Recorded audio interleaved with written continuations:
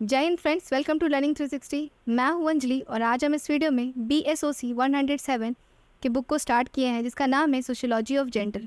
इससे पहले हम यूनिट 2 को ऑलरेडी कवर कर चुके हैं, जिसमें यूनिट 2 का हमारा कुछ पार्ट रह गया था, उसको हम कंटिन्यू करेंगे इस वीडियो में। तो चलिए स्टार्ट करते हैं। हम यहाँ से इससे पहले मैस्कुलिनिटी एज होमोफोबिया से स्टार्ट करेंगे। इससे पहले हम कंसेप्ट समझ चुके थे मैस्कुलिनिटी का, और मैस्कुलिनिटी का जो कंसेप्ट में 2 टॉपिक हम कवर किए थे, जिसमें हमारा पहला टॉपिक था, एक मिनट,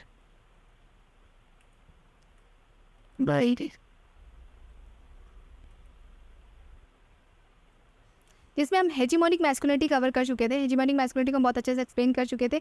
मैस्कुलिनिटी के मेल मेंबर के अंदर ही जो हायरार्की होता है, इसको हम हेजीमोनिक मैस्कुलिनिटी कहते हैं, उसको बहुत डिटेल में कवर कर चुके थे। अब हमारा आता है मैस्कुलिनिटी एज होमोफोबिया। देखिए, होमो मतलब क्या होता है सेम, फोबिया मतलब क्या होता है डर।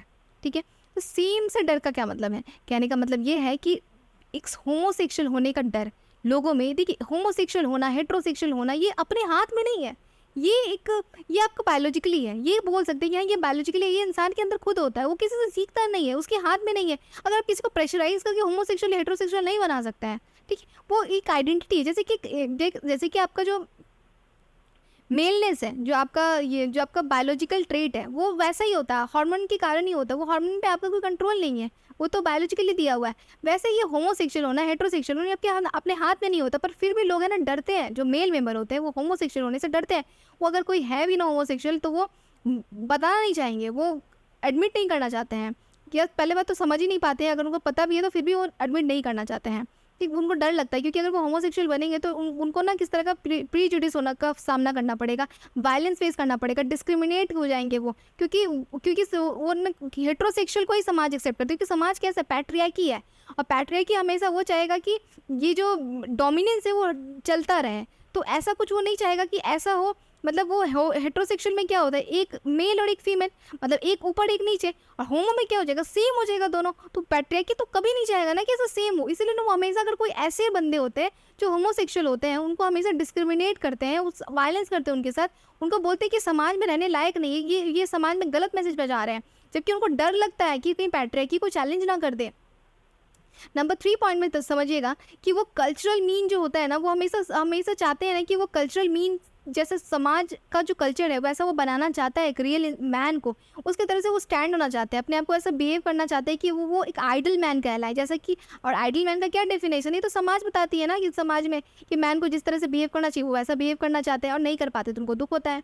वो प्रूव करना, अपने मैनहुड को प्रूव करने के लिए बहुत कुछ करते हैं। कई बार होता है ना कि मैन अग्रेसिव होना नहीं चाहते, वायलेंस नहीं करना चाहते, पर उन पर प्रेशर होता है, उनको ना प्रेशराइज करते हैं कि अरे तुम ये नहीं कर सकते, मतलब तुम रियल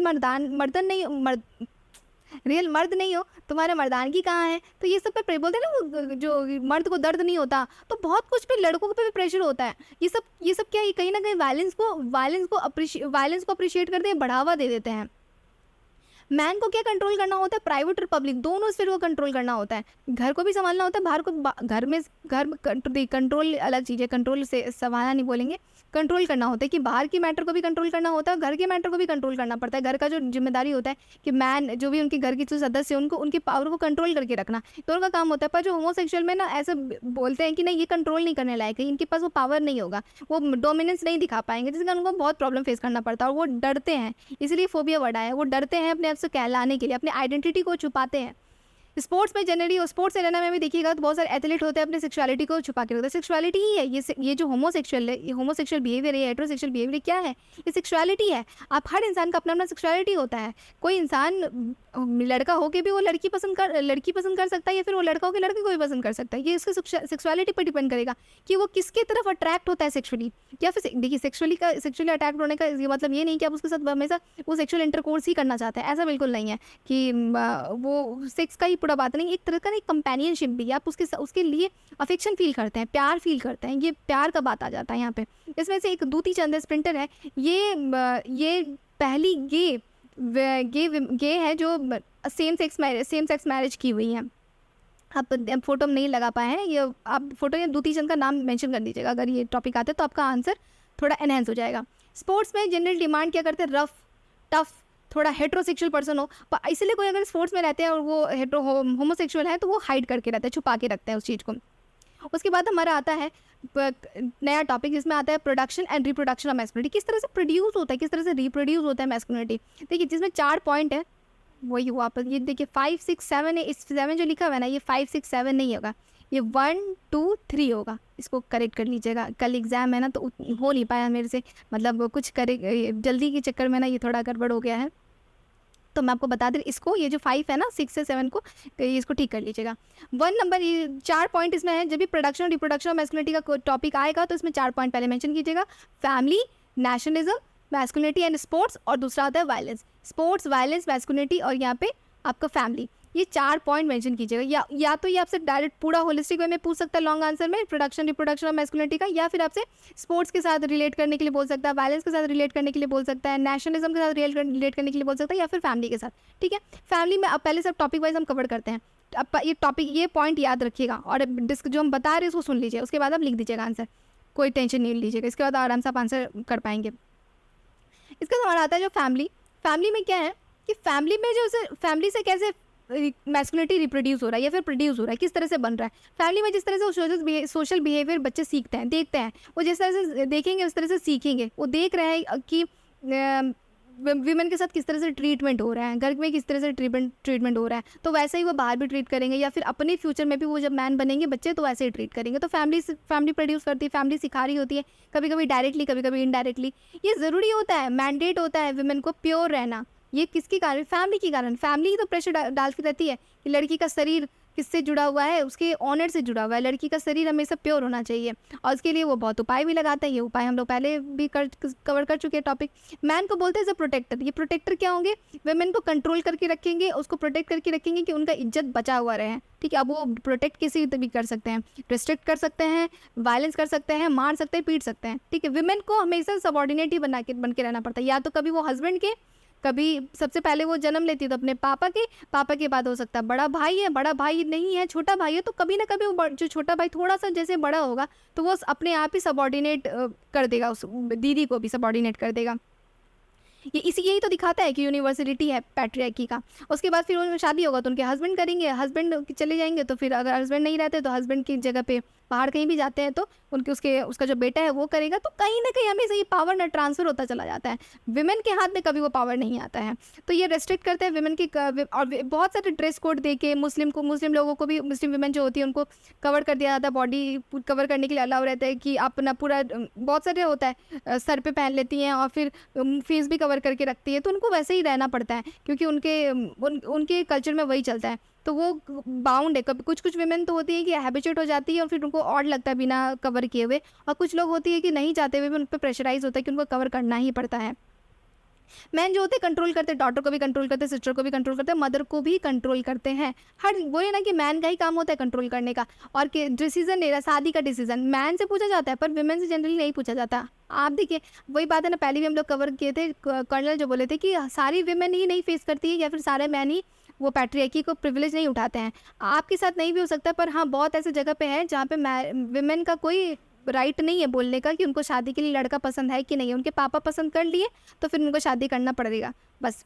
अगर वो कोई नहीं करती है तो फिर ऑनर किलिंग जैसा केस देखने को मिलता है। ये ऑनर किलिंग क्या है, पहले वीडियो में हम डिस्कस किए हुए हैं। ऑनर किलिंग खाप पंचायत का जो सिस्टम आता है ना, जिसमें कह सकते हैं कि कोई घर की लड़की है, अगर वो दूसरे कास्ट में या दूसरे कम्युनिटी में या फिर उनकी कल्चर के अगेंस्ट जाके शादी कर लेती है तो उनका इज्जत चला जाता है। तो वो क्या करते हैं, लड़की को ही मार देते हैं। और मतलब ऑनर का ही किलिंग है, वो ही ऑनर थी, उसी को मार दिया, अब उनका ऑनर बच गया।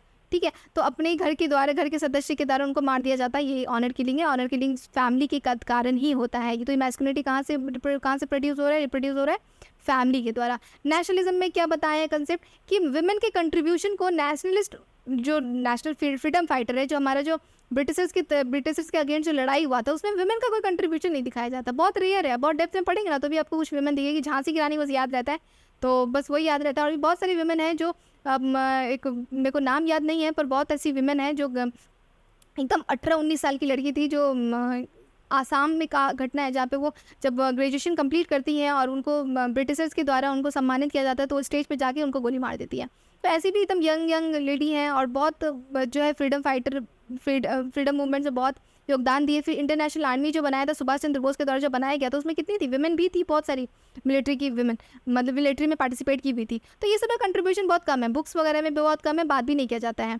ऊपर से दूसरा आता है कि आपका मिलिट्रिज्म, जो जो मिलिट्री पावर है, इसमें विमेन का कहाँ है, विमेन को अभी कहाँ देखने को मिलता है। आप अभी भी देख लीजिए कहाँ विमेन है, जो बहुत सारा विमेन का नियुक्ति होता है बहुत जगह जगह पर, तो कुछ है पर एक लिमिट के दायरे में है। और धीरे धीरे आ रहा है कि हाँ विमेन का भी आर्मी वगैरह में ज्वाइनिंग होगा, धीरे धीरे ज्वाइन किया जा रहा है। डेमोक्रेसी, डेमोक्रेसी के कानून बनाने में, अब पार्लियामेंट में जैसे पहले बताए थे, पार्लियामेंट में कहाँ ज़्यादा कंट्रीब्यूशन है, नहीं है। विमेन का जो रोल है बहुत सेकेंडरी रखा गया है नेशनलिस्ट मूवमेंट में। 33% रिजर्वेशन का डिमांड चल रहा था, पर मैन जो तो पार्लियामेंट में कि हाँ 33% विमेन होंगी, पर वो अपोज कर दिया गया मैन के द्वारा। विमेन ज़्यादा आपको पार्लियामेंट में नहीं दिखेगी, 2-4 ही चेहरा आपको दिखेगा, कुछ ही 4 चेहरा दिखेगा, मतलब बहुत कम है। जबकि क्या आप बताइए, आप सोसाइटी में देखिए क्या मैन ज़्यादा है क्या, विमेन कम है क्या? जब सोसाइटी में ज़्यादा है, सोसाइटी में नॉर्मल एवरेज में दोनों बैलेंस की ही हालत में है, इक्वल के लगभग में है, तो फिर जब कानून बनते समय क्यों विमेन के रिप्रेजेंटेशन कम होना? पर हाँ कम है, तो ये कहीं ना कहीं दिखाता है, इसका ड्रॉबैक दिखाता है। स्पोर्ट्स के फेस में देखिए, हमारा जो थर्ड नंबर है स्पोर्ट्स में, क्या बताते हैं कि फिक्स कर देते हैं कि ये मेल ही ये स्पोर्ट्स खेलेंगे या फिर या फीमेल है ऐसे ही कुछ स्पोर्ट्स के लिए, जैसे कि स्विमिंग है, जिम्नास्टिक है, ये किसके लिए? फीमेल के लिए है। और रफ एंड टफ जैसा बॉक्सिंग है, ये सब किसके लिए? मैन के लिए है। वो एक कहते हैं ना, एक जो, अब समझिए ना कि स्पोर्ट्स तो बहुत बड़ा बात हो जाएगा, स्पोर्ट्स में लड़कियों को भेजना ये तो बहुत बड़ा बात हो जाएगा। सब उससे पहले तो बोलते हैं कि अरे मेहंदी होना ही सिखाओ, इसको सिलाई वाला सिखाओ, ये सब क्या सिखा रहे हो? मुंह वगैरह बिगड़ जाएगा, बेकार का चेहरा हो जाएगा, फिर शादी कौन करेगा? शादी तो मतलब मैटर करता है, लड़की को तो सुंदर रहना है, प्रेशराइज है ना लड़की पे। तो वो गाना नहीं है, अरे यार गाना भी याद नहीं आता को, उससे एक गाना है जिसमें मनोज तिवारी का गाना है, जिसमें बोलते हैं कि बबुनी के लागल व शहर के हवा औड़ी पढ़ावा। What do you mean? क्या है कि अब लड़की को शहर का हवा लग गया है। शहर का हवा लगने का क्या मतलब है कि वो अवेयर हो गई है, जान ली है अपने बारे में, वो आवाज़ उठा सकती है, बोल सकती है, और अफसोस दिखा रहे कि और पढ़ाइए। अब ये सब पढ़ाने का नतीजा हुआ है, मतलब पढ़ाने से कोई लोग पढ़ के क्या होते हैं, अवेयर होते हैं, जानते हैं, अपने बारे में जान पाते हैं, अपने राइट्स के बारे में जान सकते हैं, वो हक, अपना हक मांग सकते हैं, उनको कोई दबा नहीं सकता। पर इस गाने में क्या दिखाना चाह रहा है कि आपका पढ़ाने का नतीजा गंदा हो गया है, शहर का हवा लग गया है। शहर का हवा लगना ये नहीं है, उसको फ्रीडम पर फील करी, वो अपना लिबर्टी पहचान रही है कि हाँ ये हक है उनका। पर ये सब गाना देखिए, ये गाना फन के लिए आप सुन सकते हैं, ठीक है, बट कहीं ना इम्पैक्ट डालता है। छोटा छोटा गाना बहुत इम्पैक्ट डालता है सोसाइटी पे, कि वो अलग से ही रिप्रेजेंट करता है। आप खुद सोचिए, आपका मूड चेंज हो जाएगा। कोई ब्रेकअप के समय कोई गाना सुनता है क्या? बहुत बहुत बड़ा होता है ना कि किसी का ब्रेकअप हो जाएगा, बोलेंगे नहीं भाई लव सॉन्ग वगैरह हम नहीं सुनते हैं, थोड़ा भजन वजन बजाओ या फिर कुछ मोटिवेशनल सॉन्ग बजाओ, या ऐसा गाना बजाओ जो समझ ही ना है, हरियाणवी बजा दो, पंजाबी बजा दो, या फिर इंग्लिश बजा दो, बट ये ना बजाओ, ठीक है। लिरिक्स दिल से छूने लग जाता है, फिर तकलीफ होता है। क्यों? गाना इम्पैक्ट डालता है, बहुत इम्पैक्ट डालता है, गाने का एक एक लिरिक्स मैटर करता है। शुरू से आप देखते आएंगे गाना में बहुत ऐसा चीज़ है जो पैट्रियार्की को प्रोवोक करता है, पैट्रियार्की को रिप्रेजेंट करता है। कि आप हरियाणवी पंजाबी गाना में आप देखिए कहीं ना कहीं उसी कल्चर को बताता है कि लड़की हमेशा भीखी मांगती रहती है, हमेशा, कि मेरे को ये दिला दो, लहंगा दिला दो, कार दिला दो। लड़का ठेका लेके रखा है, लड़का ये सब दिलाएगा। पर हाँ गाना में दिखाते हैं लड़की कुछ ना कुछ मांग रही होती है, कभी लड़की तो नहीं दे रही होती है कि हाँ भाई हम भी कुछ खरीद के दे देंगे, हम भी पढ़ रहे हैं, आपको नहीं पढ़ा रहे पापा, नहीं, लड़की को ही मांगना होता है, सब कुछ मांगना होता है। कभी लहंगा दिला दो, कभी हेयर हाईलाइट करा दो, सब कुछ वही करा देंगे, ठेका लेकर रखे लड़के हुए। तो ये क्या है? एक तरह का प्रेशर ही तो है कि लड़के को ही सारा खर्चा करना है। तो लड़के भी तो फेस करते हैं इस तरह का, सोसाइटी जिस तरह से अज्यूम करके, सोसाइटी जिस तरह से जेंडर रोल्स बना दी हुई है। और उसके बाद हम देखिए स्पोर्ट्स का जो बात हम कर रहे थे कि पढ़ाने में इतना आपत्ति है, तो आपको लगता है कि स्पोर्ट्स में भेजेंगे कि हाँ स्पोर्ट्स में भेजते हैं, चलो, और भेजेंगे भी तो ऐसा स्पोर्ट्स जिसमें थोड़ा उसके इच्छा से नहीं कि वो किस स्पोर्ट्स में जाना चाहती है, समाज के हिसाब से, समाज को देख सेख के फिर भेजेंगे। अब देखिए ना, विमेन क्रिकेटर के बारे में कितना लोग जानते हैं, कि हाँ विमेन का भी क्रिकेट है, कितना एंथुसियाज्म से देखते हैं विमेन का क्रिकेट, नहीं देखते हैं। फुटबॉल का पार्टिसिपेशन है, बताइए, आप ही खुद सोचिए कि आप याद कीजिए कि फुटबॉल खेलने में कुछ महिला होगी जो फुटबॉल पार्टिसिपेंट होगी, नहीं। सुनील छेत्री को भी जानते होंगे, मैं फुटबॉल में तो ऐसे भी लोग बहुत कम ही जानते हैं। सुनील छेत्री के अलावा कोई विमेन के बारे में बताइए आपको अगर याद होगा तो, नहीं, चलिए ज़्यादा नहीं याद होता है। अब तो आने लगी, अब तो बहुत लोग आने लगी हैं। अब जो हरियाणा जो आगे बढ़ा है इतना, गीता फोगाट वगैरह जो है, और बहुत हरियाणा तो बहुत स्पोर्ट्स में आगे बहुत गए हैं, जिसके कारण हरियाणा का कल्चर भी बहुत वाइब, अच्छा अलग वाइब देता है। तो बहुत मैटर करता है, एक पॉजिटिव वाइब से पॉजिटिव पावर जनरेट किया है। अब है सिचुएशन बस बदल रहा है, पर हाँ कहीं ना कहीं अभी भी बहुत जगह है ऐसा जहाँ पे विमेन अब नहीं खेल सकते, बोलते अब बोलते हैं कि अब तुम बड़ी हो गई, अब तुम्हारा खेलने कूदने का उम्र नहीं है, अब घर पे बैठो। तो ये क्या है, कहीं ना कहीं तो विमेन को रोक रहे हैं ना। फोर्थ नंबर पॉइंट हमारा जो आता है मैस्कुलिनिटी एंड वायलेंस। वायलेंस के साथ कोई रिलेशन है क्या? ऑब्वियसली रिलेशन है। एक कल्चर जो है ना, कल्चर एक्सेप्ट कर देता है, कल्चर बता देता है कि हाँ पति मार सकता है थप्पड़। ऐसा होता है कि पति, अरे पति एक बार थप्पड़ मारे तो क्या, पत्नी मार सकती है थप्पड़? नहीं, पत्नी कैसे मारेगी? पत्नी पहले तो बताते, पत्नी तो छोटी है ना, पत्नी तो पैर छू सकती है, छोटे लोग तो नहीं मारते बड़े लोगों को, और पति तो बड़ा है। पति को तो पहले ही बोल देते कि पति हमेशा बड़ा होना चाहिए, पत्नी हमेशा छोटी होनी चाहिए। शादी ऐसा थोड़ी होता है, आप बराबरी में शादी नहीं होता है, हमेशा लड़की छोटी होती है लड़का बड़ा होता है। पहले ही आप बना रहे कि हाँ एक तो एक जन को ऊपर रखना ही रखना है, तभी तो लड़का संभाल पाएंगे। क्यों लड़का ही संभाल सकता है, लड़की नहीं संभाल सकती है? पर पहले ही मान रखे कि नहीं, सुपीरियर तो लड़का, ये संभालना तो लड़के को ही है। टीच बॉय, बॉय को हमेशा सिखाते हैं कि वो रियल मैन की तरह रहें, रफ एंड टफ रहें, टफ बनाते हैं, इंकरेज करते हैं रिस्क लेने के लिए। वो जो गाना वगैरह होता है ना, जो इसमें नहीं दिखाता है ऐड वगैरह का कि ड्यू का कि पी लेते हैं उसके बाद फिर वो पहाड़ पार कर जाते हैं। तो ये क्या है, मैन के लिए दिखाता जाता है कि हाँ आप ये भी कर सकते हैं, आप रिस्क ले सकते हैं। जनरली जो झमेला वेला होता है तो लड़की को मारता है, तो लड़का लोग क्या करता है, आके लड़का आता है, हीरो आता है, गुंडा को मार के भगा देता है और हीरोइन को बचा देता है। ऐसा कभी होता है कि हीरोइन आई और गुंडा को मार के भगा दे? और रेयर है, बहुत रेयर देखने को आपको मिलेगा। मेल को पोर्ट्रेट बहुत मूवी में भी इसी तरह से पोर्ट्रेट करते हैं, और मूवी हम लोग को बहुत इंस्पायर करता है। आप ना कांतारा मूवी देखे होंगे, तो कांतारा मूवी में आप देखे होंगे कि किस तरह से हम लोग इंस्पायर्ड हो अपने बारे में, अपने रिलीजन के बारे में हम लोग के अंदर अच्छा फीलिंग आ रहा है। पर पहले तक कहाँ था, बॉलीवुड जैसा दिखाता था वैसे ही मानते थे। बॉलीवुड तो अब डूब ही रहा है। बॉलीवुड में जनरली एक लड़का होगा, एक लड़की होगी, शादी होगा, फिर मतलब अलग ही कल्चर, उतना अपने ही कल्चर को उतना अच्छे से नहीं दिखा पाते थे। पर साउथ के जो कुछ मूवीज़ है बहुत अच्छे से दिखाते हैं, और जिसमें कांतारा मूवी बहुत अच्छा है, जो आपको एक बार देखना चाहिए कि अपने कल्चर को किस तरह से दिखाया कि हमारे रीजनल कल्चर भी बहुत ऐसा है जो बहुत ही रियलिस्टिक वे में दिखाया गया है। तो मूवीज़ बहुत बड़ा रोल प्ले करते हैं कि इसलिए मूवी बनाते वक्त बहुत वाइजली बनाना चाहिए, क्योंकि समाज, आप सोसाइटी है ना, हीरो लोगों को, हीरो तो नहीं बोलेंगे उसको, एक्टर एक्ट्रेस को आइडल की तरह मानता है। जैसा वो करते हैं उसकी तरह बिहेव करना चाहता है, मिमिक करना चाहता है। तो बहुत अच्छे से वाइजली करें। उन लोग थोड़ा भी कुछ गड़बड़ सड़बड़ करेंगे ना, तो हम लोग भी सोसाइटी गलत इम्पैक्ट डलेगा। विमेन को एज अ प्रे की तरह कंसिडर, शिकार है, और जो मैन है वो प्रीडेटर है, शिकारी है। ठीक है, ये आप ना जनरली इस तरह से आप प्रिडिक्ट करते हैं कि वहाँ विमेन ही कमज़ोर है और मैन जो है प्रीडेटर है, मतलब उनको शिकार करने के लिए। गाना आपको याद होगा, जो पता नहीं मेरे को मिला है, वो ये गाना मतलब मैच कर गया इस बुक्स में, आपका ये लाइन था और इसमें मतलब मैच कर गया। मैं तो हूँ जंगल की नाजुक हिरनिया रे, खूंखारी जालिम शिकारी है तू। क्या है ये? मैं तो हूँ जंगल की वो नाजुक हिरनिया है, लड़की बता रही है, और वो लड़का कौन है? खूंखारी जालिम शिकारी है। ये क्या है? आप कितना लाइटली इस चीज़ को बताए हैं। ये ना, आपको नहीं लगता कि ये रेप को प्रोवोक कर सकता है, रेप वाला एटीट्यूड को प्रोवोक कर सकता है, मैन को थोड़ा और अग्रेसिव बना सकता है। खुद को नाजुक बता रही है और मैन को खूंखारी बता रही है। तो ये सब गाना का लिरिक्स जो है ना, बहुत गंदा इम्पैक्ट डालता है सोसाइटी पे। बच्चे लोग भी जनरली सीख जाते हैं, और छोटे छोटे बच्चे मिमिक करते हैं, और कहीं ना कहीं उन पर गलत इम्पैक्ट डालता है। तो हालांकि तो सेंसरशिप है, चेंज करती है, पर हाँ बहुत वाइजली सोचना चाहिए कि ये सब कुछ भी पता नहीं।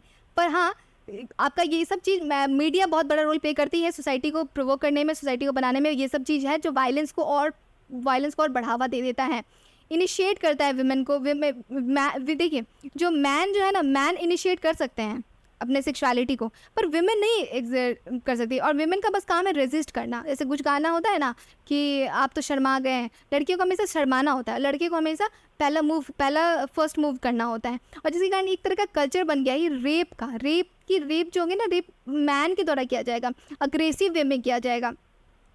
अब पर ऐसा नहीं है ना कि हमेशा जो होगी ना कि विमेन ही विक्टिम बनेगी, कभी कभी मैन भी इसके रेप के विक्टिम बन जाते हैं। जैसे प्रिजनर वगैरह जो होते हैं ना, जेल वगैरह में होते हैं, तो जेल वगैरह में बहुत ऐसे लोगों के साथ जो ये बहुत पर्दे के पीछे ही रह जाता है, पर ऐसा भी वायलेंस होता है। रिसर्च वगैरह जो करते हैं तो उसमें बताते हैं कि प्रिजनर्स लोग भी जो हैं, जो जेल के बंदर दबे जेल के पीछे रहते हैं, मतलब वे क्या बोल सकते हैं, कन्विक्ट जो होते हैं, कल्प्रिट लोग, वो जाते हैं, उनके साथ भी बहुत तरह का, देखिए ऐसा नहीं कि कोई गलत काम किया है और वो जेल के अंदर है, ठीक है, वो क्रिमिनल है तो क्रिमिनल का अपना राइट नहीं, क्रिमिनल का भी हक है, उसको भी हक है, उसको भी अपने लिए लॉयर ढूंढने का हक है, उसको भी अपने लड़ने का हक है। तो उनका भी है, पर उनका हक जनरली छीन लिया जाता है और उनके साथ भी बहुत टॉर्चर। देखिए एक गलती का भी एक सज़ा होता है ना, कि अब चोरी के लिए किसी को फांसी पे तो हम नहीं लटका सकते ना, तो पर कभी कभी होता है ना कि जैसे कुछ 4 दोस्त थे जिसमें से 3 दोस्त ना बहुत अमीर पापा का था और जो एक दोस्त था जो गरीब पापा का था, गरीब पापा का बेटा था। तो जो गलती की अमीर दोस्त लोग, पर सजा कौन भुगतेगा? गरीब वाला लोग। उसको उसके नाम पे सारा खेल देंगे, उनको पैसा वैसा दे के सारा प्रॉब्लम उस पर खेल देंगे कि यही काम किया हुआ है। बहुत बार ऐसा होता है कि गाड़ी चला रहे हैं, गाड़ी चला रहे थे ओनर और एक्सीडेंट हो गया, तो बोल देंगे कि किसके नाम पे खेल जाएंगे? ड्राइवर के नाम पे खेल जाएंगे। तो ऐसा केस होता है। उसके बाद हमारा लास्ट टॉपिक आता है alternate masculinity and masculinity in crisis. ये एकदम ऑपोजिट है। जो मैस्कुलिनिटी की जो बात है, जैसे हम लोग अभी तक वीमेन के बारे में कर रहे थे ना लड़ाई, अब ये बात आता है कि मैस्कुलिनिटी के कारण जो मैन भी बहुत फेस कर रहे हैं, मैन को भी बहुत प्रॉब्लम आ रहा है। अब मैन का भी राइट के बारे में बात चलना चाहिए, फादर के राइट्स का भी बात चलना चाहिए, एकदम मूवमेंट होना चाहिए कि मैन भी बहुत सारा फेस करते हैं प्रॉब्लम। डोमेस्टिक वायलेंस ना मैन के द्वारा मैन पे भी होता है, जो कि विमेन करती हैं। फैमिली लॉ जो बना हुआ है, बहुत ऐसी विमेन है जो ना डाउरी केस में फंसा देती है लोगों को। इसलिए ऑब्जेक्टिविटी पे ध्यान दीजिए, ऑब्जेक्टिविटी पे ध्यान दीजिए। केस देखिए कि मैटर केस, स्टीरियोटाइप मत बन जाइए कि मान लीजिए आपके साथ कुछ बुरा हुआ है, कोई वीमेन है कि उनके साथ कुछ मान लीजिए सेक्सुअल हैरेसमेंट जैसा कुछ अभी कभी वो लाइफ में ऐसा फेस किया होगा या की होंगी, ठीक है, और उनके पास ना कोई आती है लड़की और बोलती है कि ये इंसान मेरे साथ मेरे को सेक्सुअली अब्यूज़ किया हुआ है, तो वो सब्जेक्टिव हो जाएगी और पहले ही उसको लड़के को अंदर कर देगी और उनके साथ वायलेंस स्टार्ट। वो लड़का बोल रहा है भाई हम कुछ नहीं किया, ऐसा कुछ नहीं, लड़की मेरे को फंसा रही, पर नहीं, वो तो उनके अंदर सेंटिमेंट जुड़ा हुआ है। तो वो बस अब पहले ही स्टीरियोटाइप हो गया कि लड़के तो ऐसे ही होते क्योंकि उनके साथ बुरा हुआ है, तो वो डाल देगी, ठीक। तो पर ऐसा नहीं है ना, आप सब्जेक्टिव मत बनिए, आप ऑब्जेक्टिव पे ध्यान दीजिए कि उस इंसान को इंडिविजुअली समझिए कि आखिर मुद्दा क्या है, ये लड़की सच बोल रही है कि झूठ बोल रही है, उसके बाद उस पर केस कीजिए, अपने इंटेलिजेंस को चलाइए। ऐसा नहीं है कि भावना में बह के कोई काम करेंगे, किसी की ज़िंदगी का सवाल है। इसमें आप देख सकते हैं कि जो IPC जो 376 है, 376 जो है, ये एक मूवी भी है, इस पर बहुत अच्छा मूवी बना हुआ है, जिसमें लड़की प्रूफ कर देती है एक लड़के को कि वो उसका रेप किया हुआ था, जबकि वो रेप नहीं था, वो कंसेंशुअल रिलेशन था। पर हाँ, वो प्रूफ कर देने के कारण वो लड़का को जेल हो जाता है। और ये एक बहुत बड़ा ड्रॉबैक है, क्योंकि हमारा कानून ये कहता है, इसीलिए बहुत लंबा प्रोसेस, कभी कभी लीगल सिस्टम में बहुत लंबा प्रोसीजर कहता है। बहुत बार बोलते हैं कि जल्दी से क्यों नहीं सज़ा सुना देते हैं, क्योंकि पता है हम लोग का कानून ये कहता है ना कि कोई मुजरिम बच जाए तो बच जाए, पर कोई बेगुनाह को सज़ा नहीं मिलना चाहिए। ये बहुत गलत है, इसलिए बहुत वाइजली किया जाता है। और इसके पीछे बस यही कारण नहीं है, हम लोग का बहुत लॉयर का कमी है और उसके बहुत सारा फैक्टर है, पर जनरली ये प्रावधान रहता है, इसलिए थोड़ा सा देख सुन के किया जाता है, इतना आसानी से नहीं सुनाया जाता है, ठीक। तो लीगल सिस्टम में भी बहुत बार ये लीगल सिस्टम का बहुत बड़ा फेलियर है कि अगर कोई इंसान के ऊपर ऐसा केस कर दिया जाए कि हाँ वो इंसान रेप किया हुआ है और वो फंस जाए, तो ऐसा बहुत बार होता है। वेमेन लोग भी बहुत बार फेस करती है कि अपने से ड्रेस व्रेस हल्का सा हटा देती है, आप बोलती हैं कि हम तो फंसा देंगे रेप की केस में, बदतमीज़ी कर रहा था मेरे साथ। तो ये मैन को सफ़र करना पड़ता है इसके लिए बहुत बार। तो आप अगर आप स्टीरियोटाइप नहीं होंगे तो आप विमेन पे पूरे विश्वास नहीं करेंगे, आप किसी पे भी विश्वास नहीं करने के लिए बोला जा रहा है। आप ऑब्जेक्टिविटी पे ध्यान दीजिए ना, आप टेक्नोलॉजी का हेल्प लीजिए। अब CCTV कैमरा है हर जगह, बहुत ऐसा चीज़ें आप हेल्प ले सकते हैं। आप प्रूफ पे जाइए ना, प्रूफ जो है वो उस पर काम कीजिए, ना ही कि अपने अंदर जो आपको जो लग रहा है वैसे पर काम कीजिए, पहले से ही मान के ये तो ऐसे ही होते हैं। राइज ऑफ फेमिनिज्म लीड्स, और जिसके कारण जो फेमिनिज्म का जो कंसेप्ट बढ़ रहा है ना कहीं क्राइसिस हो रहा है मैस्कुलिनिटी पे। मतलब विमेन के बारे में इतना ही बात चल रहा है, विमेन की अपलिफ्ट के बारे में, कि विमेन को इतना पावर दे दिया गया है कि मैन का ही पावर छिन जा रहा है। तो ऐसा भी नहीं होना चाहिए कि कल को ऐसा हो जाए कि विमेन ही सुपीरियर बन जाए, विमेन ही मैन को ही विक्टिम बना दे। देखिए यहाँ पे कोई किसी को विक्टिम बनाने का बात नहीं चल रही, यहाँ पे जेंडर इक्वालिटी का बात चल रहा है। यहाँ पे हर इंसान को इक्वल अपॉर्चुनिटी मिलना चाहिए, हर इंसान को जीने का अधिकार है, हर इंसान का अपना डिग्निटी है। ये फेमिनिज्म का बिल्कुल ये मतलब नहीं होता कि औरत को ऊपर कर दे और मैन को नीचे कर दे, बिल्कुल नहीं। मैन जहाँ है, मैन अगर जिस जगह पे विमेन को भी उठा के वहाँ पे रख दिया जाए, बस ये है बराबरी। इसका मतलब ये नहीं है कि मैन को ऊपर कर दिया जाए, सॉरी विमेन को ऊपर कर दिया जाए। यहीं पर हमारा चैप्टर कंप्लीट होता है। Thank you. 5